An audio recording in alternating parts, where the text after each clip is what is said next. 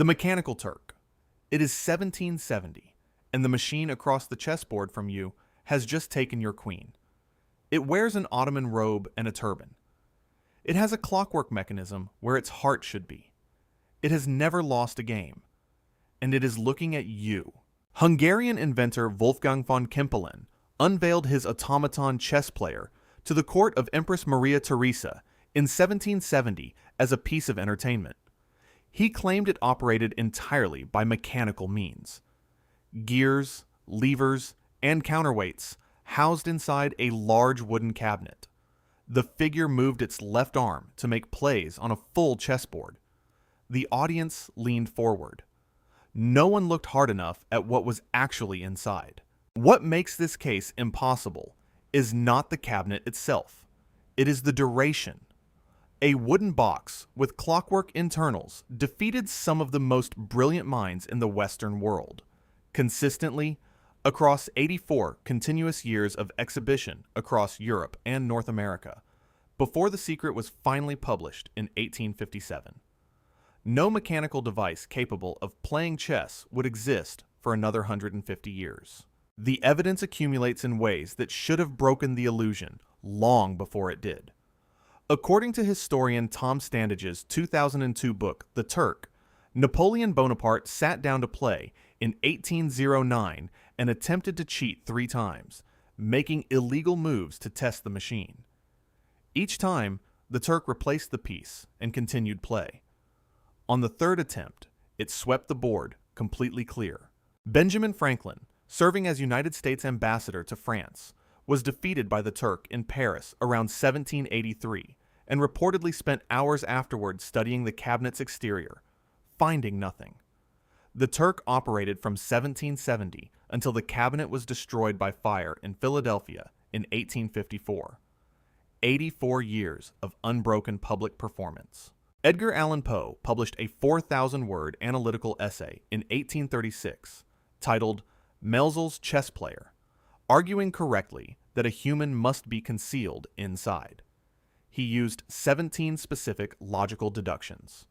He was widely ignored.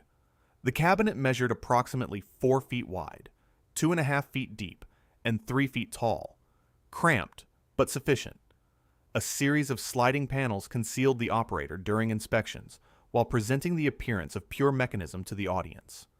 Johann Nepomuk Melzel, who acquired the Turk from von Kempelen's estate, exhibited it across the United States from 1826 to 1838, and his most frequent hidden operator was a chess master named William Schlumberger. The Secret was finally published in the chess journal The Chess Monthly in 1857, 3 years after the cabinet burned, by Silas Weir Mitchell, whose own father had been one of the hidden operators. Most historians explain the Turk's longevity through the technical optimism of the Enlightenment. Clockwork automata were genuinely impressive in that era, and the limits of mechanism were not well understood. Von Kempelen's confident presentation and the theatrical framing of the cabinet's inspection tours made the alternative, a man folded inside in darkness for hours, seem undignified and implausible for a court performance. But the deception that should trouble us isn't the one inside the cabinet. It's the one happening right now. We build systems we call intelligent. We feed them data. They make moves, and we're not entirely sure what's inside. Poe worked it out in 1836 using logic alone and was ignored for 20 more years. What are we ignoring today for the same reason? The Turk raised, for the first time in recorded history, the public question of whether a machine could think. Charles Babbage, who analyzed the Turk in 1821, was forced to grapple with where the line between mechanism and intelligence actually fell. Was the modern fear of artificial intelligence not born in a Silicon laboratory, but in a Viennese chess parlor in 1770? And if the greatest minds of the Enlightenment could not distinguish a man from a machine, what does that tell us about what we're willing to believe when we want something to be true? From a machine that pretended to be alive, we crossed the Atlantic to a stone that pretended to be a man, and the crowd paid 50 cents to believe it. The Cardiff Giant. 2 hired laborers are digging a well behind a barn in Cardiff, New York. It is the 16th of October, 1869. Their shovels hit something that does not feel like rock. They clear the dirt and find a stone foot, then a stone leg, then a face. A face staring upward with a faint, satisfied smile. One of the men reportedly shouts, "I declare, some old Indian has been buried here." He is wrong about everything, except the burial. George Hull was a cigar maker and committed atheist from Binghamton, New York. In 1867, he got into a furious argument at a Methodist revival meeting in Iowa with Reverend Henry Turk over the literal meaning of Genesis 6, verse 4. There were giants in the earth in those days. Hull lost the argument. He then spent 2 years and $2,600, the equivalent of roughly $63,000 today, building proof that people would believe anything if it confirmed what they already wanted to think. What makes this case remarkable is not the scale of the deception, but the precision of its construction. Hull quarried a 5-ton block of gypsum from Fort Dodge, Iowa, shipped it by rail to Chicago, and had sculptors Henry Sala and Fred Morman carve it into a figure modeled on his own body. Hull himself posed nude for the work. The finished statue stood 10 feet and 4.5 inches tall and weighed 2,990 pounds. The hair and beard were deliberately removed after Hull consulted a geologist who confirmed that hair does not fossilize. He then used 3 separate aging techniques: wiping the surface with sand, water, and ink, applying sulfuric acid to achieve an ancient color, and hammering boards studded with steel knitting needles against the exterior to simulate skin pores. By luck, the acid produced vein-like lines in the gypsum that only deepened the illusion. The giant was buried under tree roots in November of 1868 to suggest it had rested there for centuries, and Hull waited nearly a full year before writing to his cousin William Newell to stage the discovery.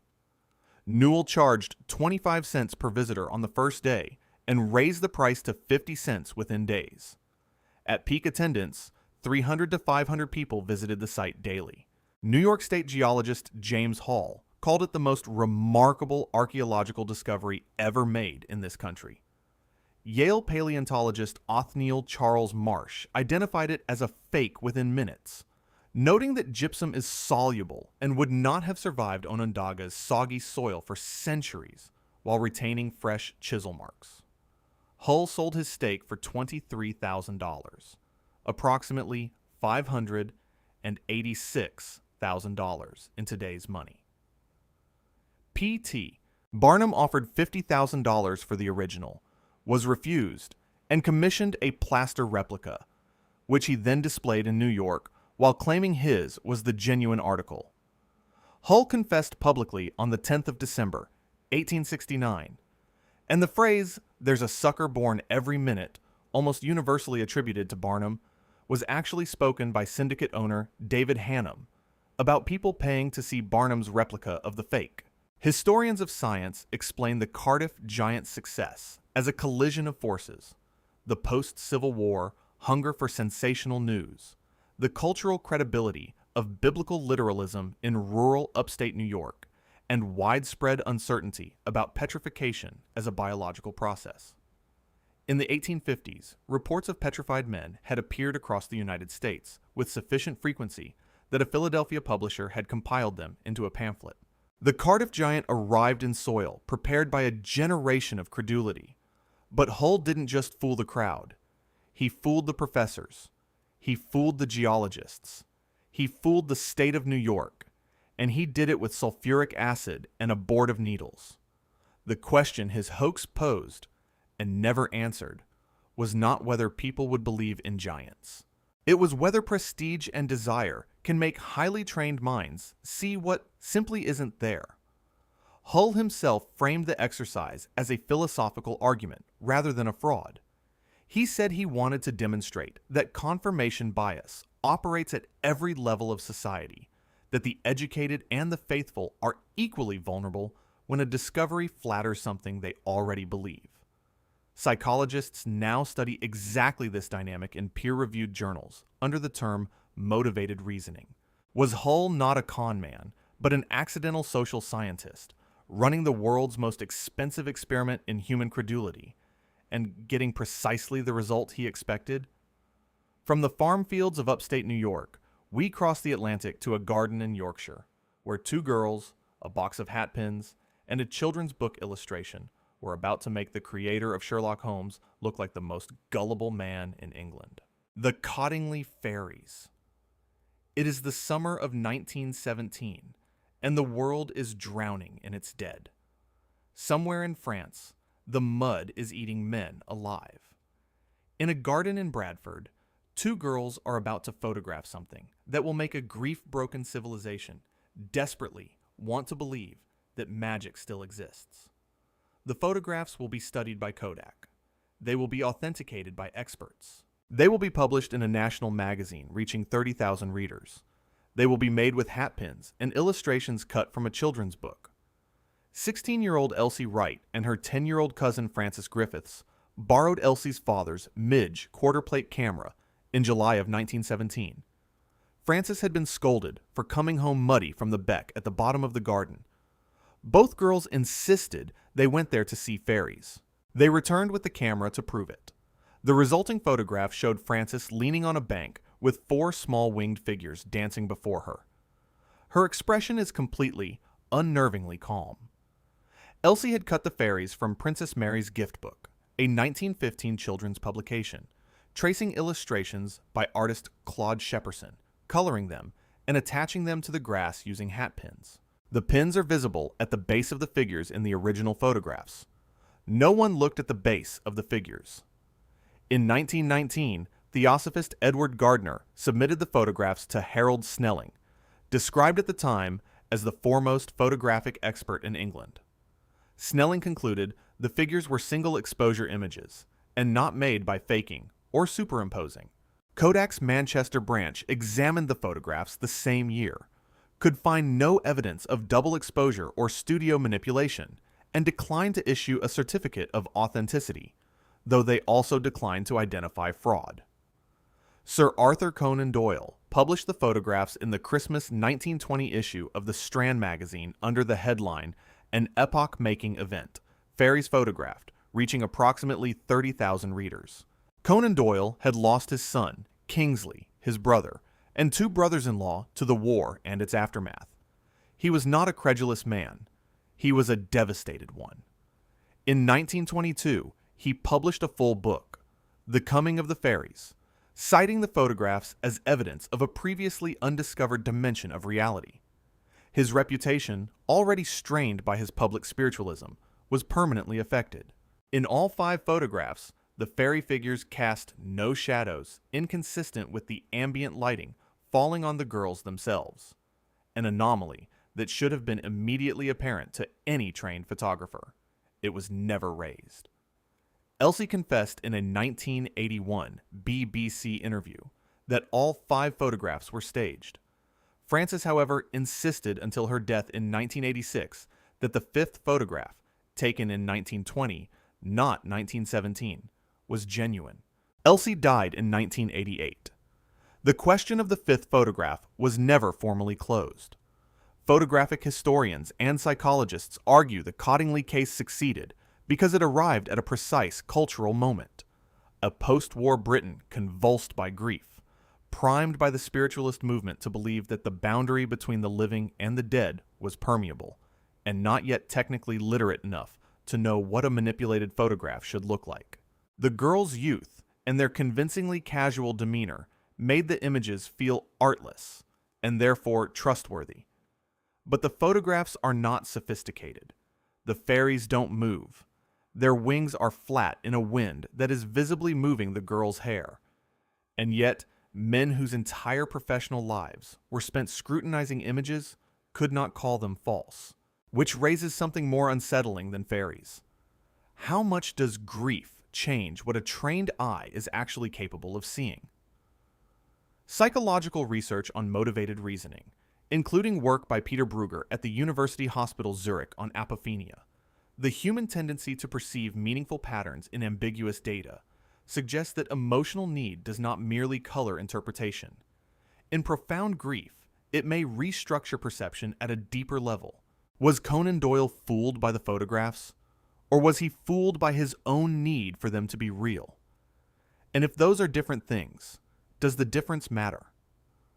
From a grief-stricken craving for proof of life beyond death, we move to a man in Boston who built his entire business on exactly that craving, and charged by the photograph. William Mumler's spirit photographs. America has just buried 620,000 of its sons. The grief sits in every parlor, in every widow's black dress, in every family portrait with a gap where someone used to stand. And now, a photographer in Boston is offering something the country needs more than almost anything: proof that the dead are still watching. His price is $10 a sitting. The waiting list is months long. William Mumler was a commercial engraver in Boston who discovered double exposure photography by accident in 1861 while taking a self-portrait. A second ghostly figure appeared in the background of the developed image, later identified as a cousin who had died 12 years earlier. Mumler grasped the commercial implications immediately, pivoted to full-time spirit photography, and built a practice on the most abundant raw material the post-war era could supply: other people's grief. His technique, documented by Louis Kaplan, professor of photography history at the University of Toronto, was to superimpose existing negatives, photographs of individuals who resembled the deceased, onto fresh portraits of living clients. He maintained a library of source negatives and selected lookalikes based on each client's description of the person they hoped to see. Mary Todd Lincoln, using the alias Mrs. Tyndall, visited Mumler's New York studio in 1872. The resulting photograph showed Lincoln seated, with a ghostly figure standing behind her, hands resting on her shoulders. She later confirmed it was her husband. The photograph is now held by the Library of Congress and remains one of the most widely reproduced spirit photographs in history. Among Mumler's other documented clients were the family of Senator Charles Sumner and multiple prominent New York spiritualists. At $10 per sitting, roughly $200 in today's terms, his income was substantial. Mumler was arrested in 1869 and tried for fraud in New York City. P.T. Barnum served as the prosecution's star witness, having commissioned a technical demonstration of double exposure to prove the process was purely mechanical. The defense called multiple clients who testified that the figures in their photographs could not have been anyone Mumler knew: relatives from other cities, deceased children, a grandmother who had died before photography existed. The judge found insufficient evidence to convict. Mumler was acquitted. Despite the acquittal, the trial destroyed his business, and he died in 1884 in poverty. His wife Hannah continued to defend his abilities publicly until her own death. Across the Atlantic, Parisian photographer Edouard Isidore Bouguer was convicted of fraud in 1875 after being caught in possession of a box containing 299 dummy heads used to construct spirit photographs. Several of his clients, confronted with the prop box in open court, still refused to believe that their photographs had been faked. Historians of photography place spirit photography within a broader 19th century crisis of epistemic trust in images. Photography was new enough that most people had no framework for understanding what it could and could not represent. If the camera could not lie, the era's dominant cultural assumption, then whatever appeared in a photograph must have physically existed in front of the lens. Mumler exploited this assumption with methodical precision. But the truly strange part of this story isn't the photographs. It's the trial. Mumler's clients testified against the evidence of their own eyes, choosing the emotional truth of the image over the technical explanation sitting directly in front of them. And when Bouguer in Paris displayed the literal box of fake heads in court, his clients still insisted their photographs were genuine. What does it mean when people will defend a comforting illusion against direct physical evidence? And is that a failure of reason, or something stranger and more human? The trial of William Mumler is arguably the first public debate in Western history about the relationship between photographic evidence and truth. Every question now being asked about deepfakes and AI-generated portraits was first asked in a New York courtroom in 1869. The jury's inability to convict, in the face of a technically coherent explanation of the fraud, suggests something about the irreversibility of certain images once they have been emotionally absorbed. Can a photograph be untrue if the person who owns it has already incorporated it into their grief? From the grief-soaked studios of post-war America, we travel to the cold, black surface of a Scottish lake, where a photograph even blurrier than Mumler's will launched the most expensive and long-running wildlife investigation in history. The surgeon's photograph. The image shows almost nothing. A dark shape, a long neck, a suggestion of a head rising from black water under a gray sky. It is blurry, small, and taken on a morning so overcast the horizon barely exists. It will become the most reproduced wildlife photograph of the 20th century. It will inspire 4 major sonar expeditions, 2 submarine investigations, and an estimated $50 million a year in Scottish tourism. It is a 14-inch toy submarine fitted with a carved clay head, built in a London hotel room in 3 days. The photograph was attributed to Robert Kenneth Wilson, a London gynecologist, described in press coverage as a respected surgeon, a title that granted the image immediate institutional credibility. Wilson claimed he had stopped his car on the northern shore of Loch Ness and photographed the creature as it surfaced. He never publicly defended the image afterward and refused all attempts at discussion, which journalists interpreted as medical dignity. It was, according to his stepson's later testimony, a carefully calculated disengagement. In 1994, Christian Sperling, then 90 years old, confessed that he had constructed the monster from a toy submarine purchased at a Woolworth store and fitted with a carved clay head. The photograph was staged as an act of revenge by big game hunter Marmaduke Wetherell, who had been publicly humiliated the previous year after presenting what he claimed were Loch Ness footprints. Impressions subsequently identified as made by a hippopotamus foot ashtray. Wetherell recruited Wilson specifically because a surgeon's name would carry authority that Wetherell's, by 1934, emphatically could not. Wilson's professional reticence was a strategy, not modesty. The photograph was taken on the 1st of April, 1934, April Fool's Day, a detail that was either the hoaxer's private joke or the universe's own. A 1993 photographic analysis by researchers Alistair Boyd and David Martin, published before Sperling's confession, used perspective analysis to demonstrate that the neck in the photograph was at most 2 to 3 feet tall, consistent with a small model and inconsistent with any large animal. Operation Deep Scan in 1987 deployed 24 boats with synchronized sonar equipment across the full 23-mile length of the loch in a single coordinated sweep. It detected 3 anomalous sonar contacts of unknown origin that have never been satisfactorily explained.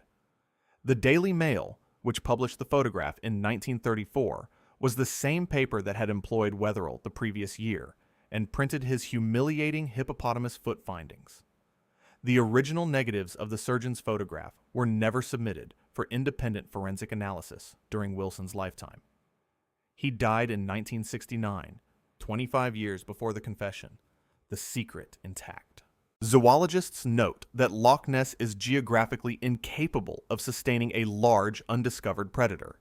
The loch lacks the food biomass to support a breeding population of creatures large enough to generate regular sightings, and its full length has been mapped by sonar without revealing anomalous large life forms.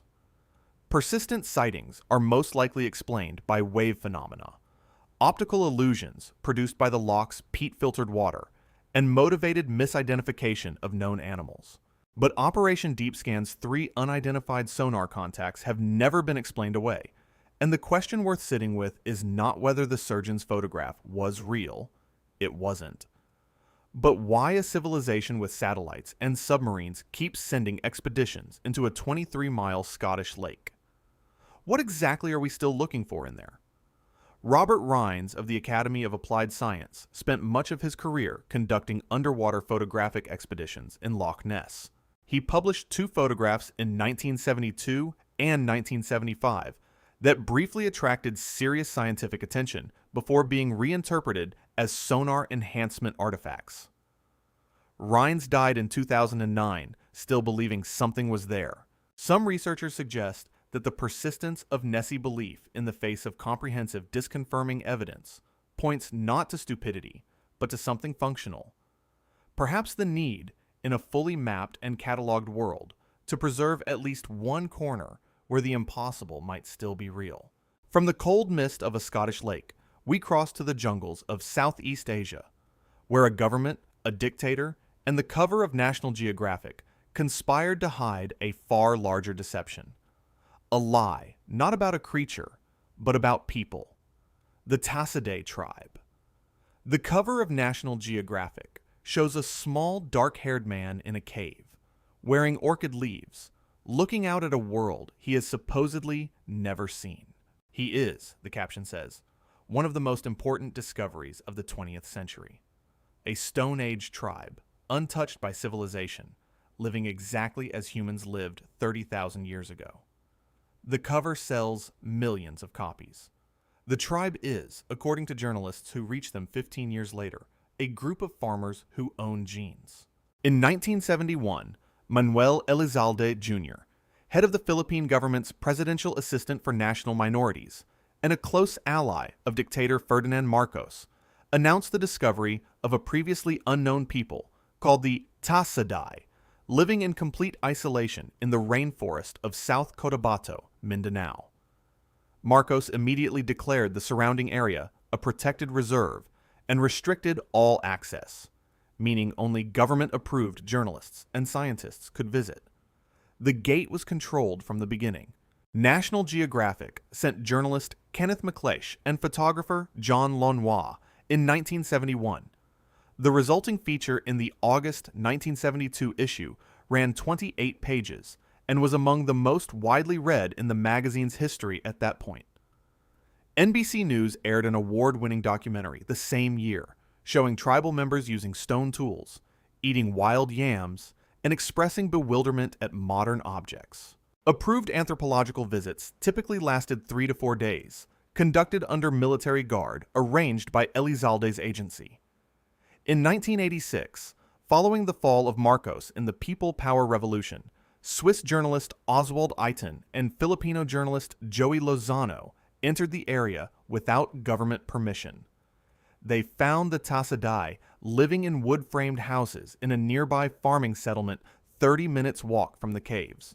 Tribal members stated, through an interpreter, that Elizalde had paid or pressured them to live in the caves and perform Stone Age behaviors for visiting researchers. A 1986 German television documentary filmed Tasaday, members explicitly stating that Elizalde had instructed them how to behave for cameras and had rewarded cooperation with goods including brassware. Objects that had been found in the caves by early visitors and dismissed at the time as minor trade items. Linguist Lawrence Reed of the University of Hawaii concluded in 1993, after extensive analysis, that the Tasaday language was closely related to a nearby Manobo dialect, consistent with a separation of perhaps 1 century, not thousands of years of isolation. Manuel Elizalde fled the Philippines in 1983, reportedly taking an estimated $35 million from Panamin funds. He died in Costa Rica in 1997.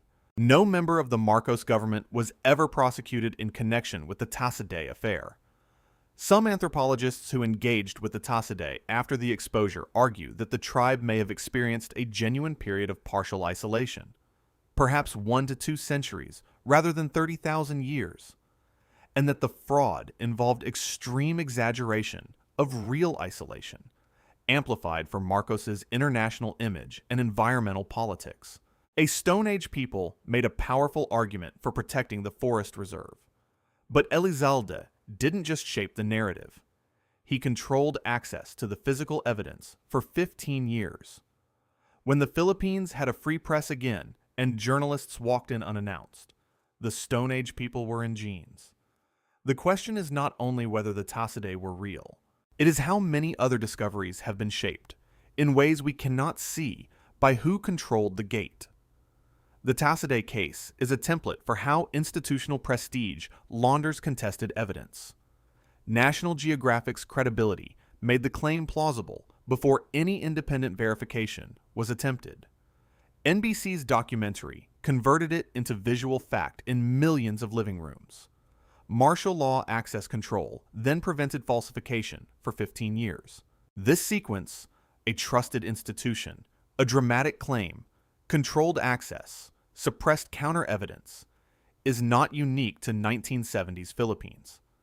Some researchers ask, how many such structures are operating at this moment, in fields we consider settled, waiting for someone to find their way past the guard? From a government that planted people in a jungle to perform prehistory for cameras, we moved to Japan, where a single amateur scientist planted actual artifacts in the ground and rewrote an entire nation's history with his bare hands. Shinichi Fujimura. His name means the man with God's hands. For 30 years, he reached into the earth and pulled out history. Every site he touched produced the oldest stone tools ever found in Japan. Then older still. He pushed the accepted date of human habitation in the Japanese islands back 500,000 years. Textbooks were rewritten. Museum wings were dedicated. Students made pilgrimages to his excavation sites. Then, a journalist pointed a camera at him before he realized anyone was watching. Shinichi Fujimura was an amateur archaeologist and vice chairman of the Tohoku Paleolithic Institute. Beginning in the 1970s, he claimed extraordinary finds at Paleolithic sites across Miyagi Prefecture, stone tools and artifacts predating any known record of human habitation in Japan by margins that stunned the field. His nickname was not ironic. He became Japan's most celebrated archaeologist. And then the Mainichi Shimbun parked a car with a hidden camera. The newspaper published the footage on the 5th of November, 2000. The film, taken before dawn at the Kamitaka-mori site in Miyagi Prefecture, showed Fujimura digging holes and inserting stone objects that he then discovered during the official excavation later that same day. He confessed immediately upon being confronted. He initially claimed to have planted artifacts at 2 of the 159 sites in the Kamitaka-mori excavation report. He subsequently confessed to all 159, and to the Soshin Fudozaka site. Independent investigations concluded the fraud extended to at least 42 confirmed sites. Before his exposure, Fujimura's discoveries had pushed the accepted date of human presence in the Japanese islands from approximately 30,000 years to nearly 600,000 years. The Archaeological Institute of Japan issued a formal statement acknowledging that textbooks citing his finds would require revision. Crucially, the artifacts Fujimura planted were not invented. They were genuine Jomon period objects, dating from 13,000 to 300 BC, removed from authenticated contexts and reburied at Paleolithic levels where they did not belong. This contextual fraud allowed them to pass initial typological analysis. The deception was not in the objects, but in where they were placed. A formal review panel convened by the Japanese Society for Scientific Studies on Cultural Property concluded in 2003 that Fujimura had likely been planting artifacts since at least the early 1980s, meaning approximately 2 decades of Japanese prehistory research had been conducted on a fraudulent foundation. His work had been cited in peer-reviewed publications internationally and used as foundational evidence in comparative Paleolithic studies across East Asia. When asked why he had done it, Fujimura said he felt pressured by the public's expectations. He did not profit financially. There was no money, no ideology, no revenge. Only the weight of being the man with God's hands and the inability to come back empty. Archaeological peer review failed in Fujimura's case for a specific structural reason. He was simultaneously the discoverer, excavator, and primary analyst of his own sites. Independent verification of Paleolithic stone tool placement is nearly impossible. The dating methods rely on expert field judgment at the moment of excavation.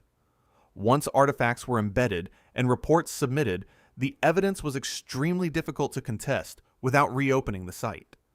His institutional credibility did the rest. But if a single amateur planted artifacts across 200 sites for 20 years and was caught only because a journalist happened to position a hidden camera the night before an excavation, how many similar cases were never filmed? How much of what we confidently call the past was shaped by what someone decided to put in the ground at a moment when no one was watching?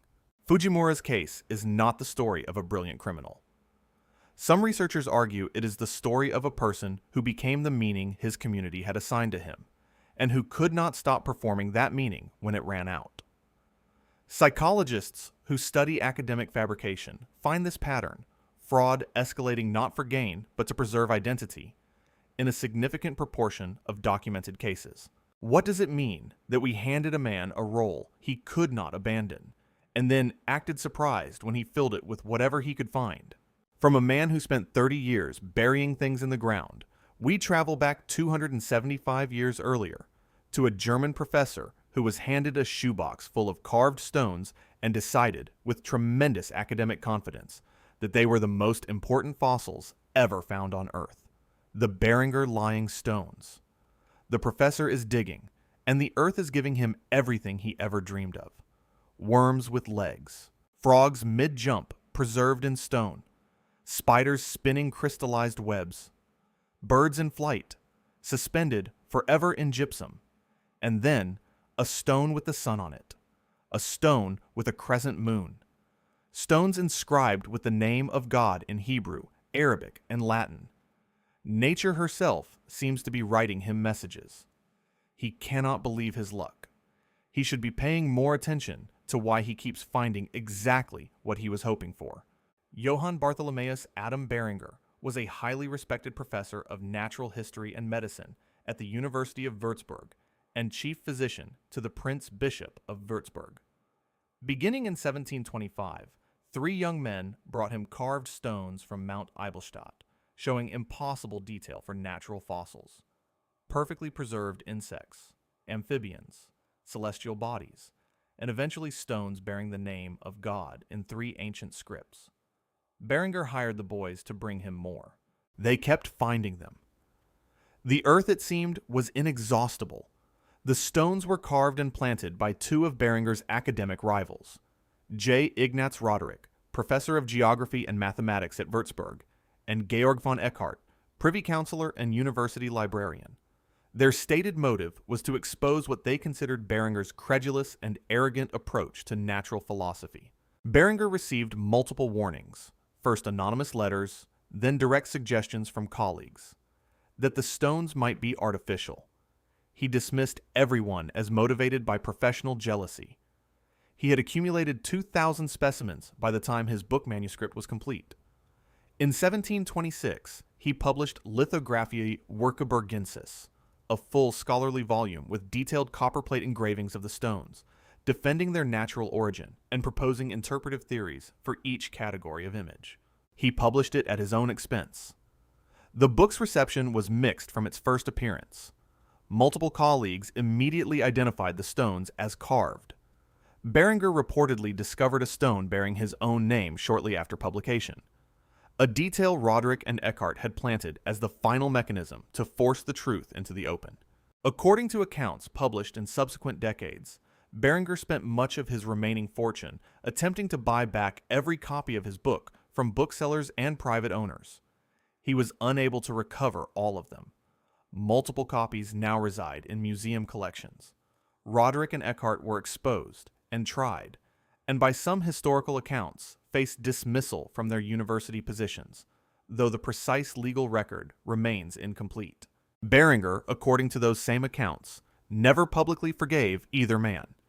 He is reported to have died humiliated, his scholarly reputation destroyed, having spent his savings defending a book he published to honor objects 2 colleagues had carved specifically to ruin him. Whether this account is fully accurate or partly shaped by later retellings is itself a matter that cannot now be resolved. Historians of science cite the Beringer case as an early example of confirmation bias operating within an emerging and technically unstandardized discipline. In 1725, the distinction between fossil and artifact was genuinely contested terrain across European natural philosophy, and Beringer's interpretive framework, while catastrophically wrong, was not obviously more wrong than several competing theories of the day. His rivals exploited a field in which the rules of evidence had not yet been fixed, but Beringer was warned, multiple times, by colleagues, by anonymous letters. He dismissed every warning as jealousy because the stones were extraordinary and he was the man who had found them. And then he put his name on a book. The question his case has been asking for 300 years is not whether intelligent people can be fooled. It is whether there is any warning, however direct, that can reach a person who needs to believe they have already found what they were looking for. The Beringer lying stones are unusual among famous hoaxes because the perpetrators were caught and punished. And yet the victim was still destroyed. Roderick and Eckhart intended to embarrass an arrogant colleague. They ended his career, consumed his savings, and by some accounts, contributed to his death. The cruelty of the mechanism, a trap that only reveals itself once the target has fully committed in print, raises a question 3 centuries have not settled. Is it ever justifiable to use someone's intellectual vanity as the instrument of their own destruction? And if so, who decides when vanity has become dangerous enough to deserve it? From 2 professors who destroyed a colleague with carved stones, we move to a single forger who nearly destroyed the historical record of the 20th century, with 62 handwritten notebooks and a bottle of the wrong ink. The Hitler Diaries. On the 25th of April, 1983, Stern magazine puts on its cover the most explosive claim in post-war European journalism. 62 volumes of Hitler's private diaries, covering every year from 1932 to his death in 1945. The Sunday Times is going to press in London. Newsweek is announcing it in New York. The world's most respected historian of the Third Reich has authenticated them in person. 2 weeks later, forensic chemists confirmed the paper contains a whitening agent not manufactured until after 1945. The diaries were written in a Stuttgart apartment by a man who had previously been arrested for stealing traffic signs. Konrad Kujau was born in Lubau, East Germany in 1938 and spent his early adulthood in petty crime before surfacing in Stuttgart in the 1960s as a dealer in Nazi memorabilia. His forgeries escalated in ambition over 2 decades: autographs, then letters, then paintings attributed to Hitler, then a single diary volume sold to collector Fritz Stiefel in the 1970s. When Stern reporter Gerd Heidemann encountered that volume at Stiefel's home in 1979, the machinery of the largest journalistic fraud of the 20th century was already built and waiting. Kujau received 2.5 million Deutsche Marks from Heidemann for the diaries. Heidemann sold them to Stern for 9.3 million, pocketing the difference. The judge who later convicted both men stated that Stern had acted with such negligence it was virtually an accomplice in the fraud. The diaries passed 3 separate handwriting analysis tests, because at least one of the comparison samples provided to the analysts was itself a Kujau forgery, making the chain of authentication circular from the beginning. Hugh Trevor Roper, author of the 1947 landmark The Last Days of Hitler and the world's foremost authority on the final months of the Third Reich, examined the diaries for several hours and declared them genuine. At the press conference announcing publication, he publicly reversed his opinion. His academic reputation never recovered. The West German Federal Archives required only days to expose the fraud. The paper contained blankophore, a chemical whitener not manufactured until after 1945. The binding thread contained synthetic fibers unavailable in wartime Germany. The brass monogram clasps were stamped with the letters F and H for Führerhauptquartier, rather than A and H for Adolf Hitler. Kujau had used the wrong initials. The diaries contained over 200 confirmed historical errors, events misattributed, people placed where they could not have been, facts contradicted by records available in any university library. Stern printed 2 million extra copies of its April 25th issue in anticipation of demand. Both Kujau and Heidemann were sentenced to 4.5 years in prison. After his release, Kujau opened a gallery selling what he called genuine Kujau forgeries, counterfeit paintings bearing both the original artist's name and his own, and forgeries of his forgeries quickly appeared on the market. Only in 2012, 29 years after the scandal, did Rupert Murdoch publicly admit his error in ordering the Sunday Times to publish, describing it as a major mistake and one he would have to live with for the rest of his life. Media scholars identify 3 specific failures that allowed the diaries to reach publication without forensic testing. Stern's secrecy, fearing a leak, the magazine refused to allow independent German historians with Nazi document expertise to examine the volumes. Heidemann's internal status. As a senior journalist with a track record, his assurances carried institutional weight that outside scrutiny would not have, and the psychological effect of sheer volume. Experts who saw 62 handwritten notebooks unconsciously assumed that the scale of the fabrication argued against fabrication. Kujau understood this precisely, and he wrote more volumes specifically to increase the psychological resistance to doubt. But the paper, the ink, the binding thread, the wrong initials. Every one of these was detectable before publication, with tests that took days, cost almost nothing, and were available in any university chemistry department in West Germany. They were not performed because no one wanted them performed. Stern had paid 9.3 million marks. The Sunday Times had paid over £1 million. Trevor Roper had given his name. By the time the tests were needed, the cost of finding the truth had become higher than the cost of the lie. The Hitler Diaries hoax is perhaps the clearest modern demonstration of what psychologists call motivated skepticism reversal. The documented finding that the greater a person's investment in a belief, the higher the evidential bar they set for disconfirming it, while simultaneously lowering the bar for confirming evidence. Trevor Roper did not fail because he was unintelligent. He failed because he had publicly staked his name on a finding before the confirmation process was complete, at which point confirmation became not just desirable, but psychologically necessary. The diaries are not a story about a con man. They are a story about what happens when the cost of being wrong becomes unthinkable. From a forger who wrote 62 volumes to fool a magazine, we arrive at the hoax that fooled not one magazine, not one museum, not one nation, but the entire global scientific establishment for 41 years, and pointed the course of evolutionary research in the wrong direction for half a century. Piltdown Man. At the Geological Society of London on the 18th of December, 1912, an amateur archaeologist named Charles Dawson presents what the scientific establishment has been waiting for since Darwin published in 1859. The missing link between apes and humans, found in English soil, proving that modern humanity was born not in Africa, but in Britain. The skull has a human cranium and an ape jaw. The teeth have been filed down to look human. The bones have been stained with chemicals to simulate deep age.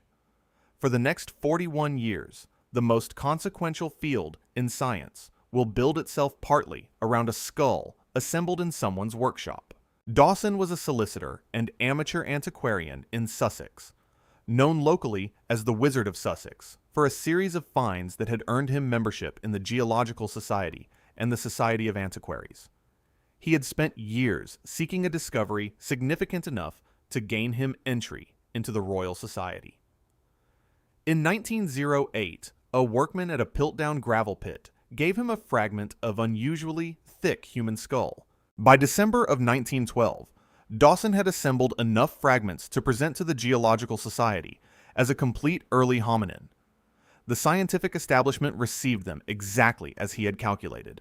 The 2016 study by Isabel de Groot and colleagues at Liverpool, John Moores University, and the Natural History Museum, published in Royal Society Open Science, used DNA analysis, high-precision measurement, spectroscopy, and virtual anthropology to establish that all Piltdown fragments derived from one orangutan specimen and at least 2 human specimens, with a consistent technique across all fragments pointing to a single perpetrator, Dawson himself. The forger's construction was elaborate. Teeth had been physically filed with a metal instrument to flatten their cusps and simulate human wear. Small pebbles were packed inside hollow chambers of the bones, sealed with putty and painted over to make the fragments feel as heavy as genuinely fossilized bone, because fossilized bone is noticeably heavier than recent bone, and Dawson knew the difference would be felt. Archaeologist Miles Russell of Bournemouth University analyzed Dawson's full antiquarian collection and determined that at least 38 of his specimens were forgeries, suggesting he was a serial fabricator operating for decades before Piltdown. Suspects over the years included Pierre Teilhard de Chardin, a French Jesuit philosopher who assisted excavations and found one of the key teeth; Arthur Conan Doyle, who lived near Piltdown and was an amateur fossil collector; and Martin Hinton, a British Museum volunteer, found posthumously to possess a steamer trunk of bones stained in the exact same manner as the Piltdown specimens. The 2016 DNA study implicated Dawson, though whether he had accomplices remains contested. The Piltdown skull was cited in over 500 peer-reviewed scientific publications between 1912 and 1953. A cast was displayed in the Natural History Museum in London for decades. During that period, Australopithecine remains discovered in South Africa, beginning in the 1920s, were treated as secondary or anomalous because they did not conform to the Piltdown template, delaying the scientific recognition of African human origins by years. The exposure came when Joseph Weiner of Oxford University, attending a conference in 1953, became privately suspicious after hearing a paper on the Piltdown jaw's unusual toothwear. He asked Kenneth Oakley at the Natural History Museum to apply fluorine dating for the first time. The jaw was modern. The skull was perhaps 50,000 years old. The staining was artificial. The teeth had been filed, all confirmed in a single afternoon.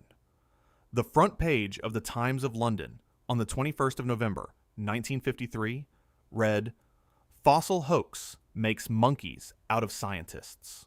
41 years of evolutionary research was acknowledged to have been built, in part, on fabricated bone. Stephen Jay Gould, in his 1980 essay, The Piltdown Conspiracy, identified 3 interlocking failures. Confirmation bias, in that Piltdown matched the prevailing European theory that large brains preceded behavioral modernity. Nationalism, in that British scientists were emotionally invested in a British missing link rather than African origins. And institutional deference, in that Dawson's social connections and the Natural History Museum's endorsement made scrutiny socially costly. The hoax succeeded not despite the sophistication of its audience, Gould argued, but because of what that audience needed the evidence to be. But the test that exposed it took one afternoon. Fluorine dating was available from the late 1940s. For at least 6 years after the technology existed, no one applied it to the most important fossil in British science. The question is not why no one thought of the test. It is why, for 6 years, no one wanted it run. Piltdown Man is the foundational case study in the psychology of scientific fraud precisely because of its scale. And it remains a live warning precisely because the pattern it demonstrated has reappeared. Cold fusion in 1989, the Huang Wusuk stem cell fabrications in 2005, the Diederik Stoppels social psychology fraud in 2011. In each case, prestige laundering evidence, institutional investment creating emotional resistance to falsification, the social cost of questioning a celebrated finding. The skull was exposed in 1953. The mechanism that made it possible has never been. According to some philosophers of science, it is still sitting somewhere in the foundations of a finding that everyone in the room has already celebrated, waiting for someone willing to spend an afternoon on a test that no one wants run. 10 cases, 3 continents, 300 years, and the same mechanism running through every single one. A chess automaton, a gypsum giant, cardboard fairies, a toy submarine, a staged tribe, planted artifacts, carved stones, handwritten notebooks, fabricated fossils. What connects them is not the cleverness of the deception. In most cases, the deception was not very clever at all. A bottle of the wrong ink. A soluble stone with fresh chisel marks. Hat pins visible at the base of figures nobody examined closely enough. What connects them is what the audience needed to be true, and how completely that need rewired the ability to ask the obvious question. Historians and psychologists who study hoaxes are clear on the mechanism.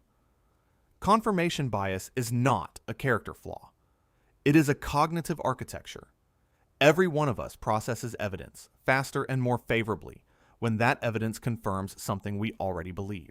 The experts who authenticated the Piltdown skull were not stupid. The scholars who verified the Hitler diary handwriting were not lazy. They were human, which means they were subject to the same wiring every human carries, regardless of credential or training. But some researchers push further and ask whether the hoaxes that endure, the ones that take decades to expose, share something beyond individual bias. They suggest that the most durable frauds exploit not just what people believe, but what institutions need to be true. The Geological Society needed a British missing link. Stern needed the diaries to justify 9.3 million marks. The Philippine government needed the Tasaday to justify a protected reserve. When an institution's credibility becomes bound to a claim, the hoax gains a second layer of protection that no single individual's skepticism can easily penetrate. One person can ask for the fluorine test, but one person asking is not enough when the institution has already said yes. The Cardiff giant was built in 1868. The Piltdown skull was assembled around 1908. The Hitler diaries were written between 1981 and 1983. Fujimura was filmed in 2000. These are not historical curiosities. They are recent. They are ongoing. And the only variable that determined whether they lasted 3 months or 41 years was not the quality of the evidence. It was the cost of being wrong for the people who had already publicly said yes. Most people encounter these stories and feel superior. They tell themselves they would have looked harder, asked earlier, demanded the test. Suppose they are right. The question worth sitting with is not whether you would have spotted the filed teeth in 1912. It is what claim you are currently accepting right now, because the cost of doubting it is higher than you want to pay. That question is uncomfortable. That is the point. If this video changed how you look at evidence, at what you accept, and why, subscribe. This channel exists for the people who find that question uncomfortable enough to keep asking it. Go to the comments and tell us the one hoax from this list where you think the full story still hasn't been told. We read every one. In 1770, a machine in an Ottoman robe sat down across from the most powerful minds in Europe and moved a piece on the board. They leaned forward. They inspected the mechanism. They walked away satisfied. The man inside held very still and said nothing. Every hoax on this list has a man inside. Every audience walked away satisfied because they wanted to. The question was never whether the machine could think. It was always how badly we needed it to. Some answers don't survive the afternoon test.